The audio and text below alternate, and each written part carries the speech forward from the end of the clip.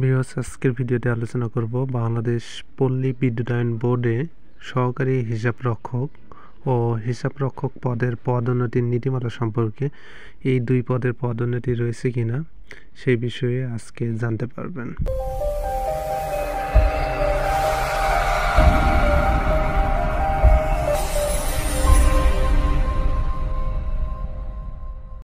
পদোন্নতির নীতিমালা। ভিউয়ার্স, আপনি যদি বাংলাদেশ পল্লী বিদ্যুতায়ন বোর্ডে সহকারী হিসাবরক্ষক পদে ন্যূনতম 3 বছর সন্তোষজনকভাবে চাকরি সম্পন্ন করতে পারেন এবং বিভাগীয় পরীক্ষায় উত্তীর্ণ হতে পারেন, তাহলে পদোন্নতির নীতিমালা অনুযায়ী আপনি পদোন্নতি পেয়ে হিসাবরক্ষক পদে যেতে পারবেন।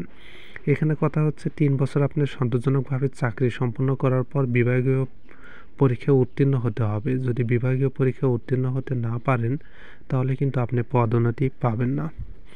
তো পদোন্নতি পেতে হলে অবশ্যই 3 বছর সন্তোষজনকভাবে চাকরি এবং বিভাগীয় পরীক্ষায় উত্তীর্ণ হতে হবে।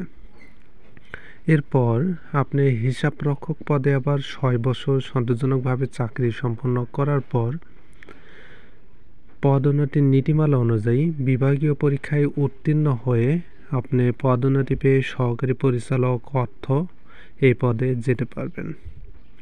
তো ভিউয়ার্স, এখানেও কিন্তু হিসাবরক্ষক পদে আপনাকে ন্যূনতম 6 বছর সন্তোষজনকভাবে চাকরি সম্পন্ন করতে হবে এবং বিভাগীয় পরীক্ষায় উত্তীর্ণ হতে হবে।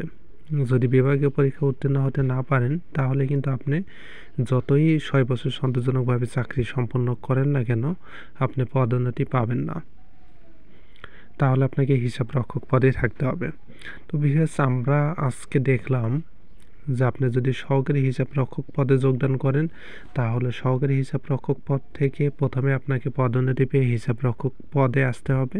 এরপর হিসাবরক্ষক পদে আবার সন্তোষজনকভাবে চাকরি সম্পন্ন প্লাস বিভাগীয় পরীক্ষা উত্তীর্ণ হয়ে আপনাকে সহকারী পরিচালক অর্থতে যেতে হবে।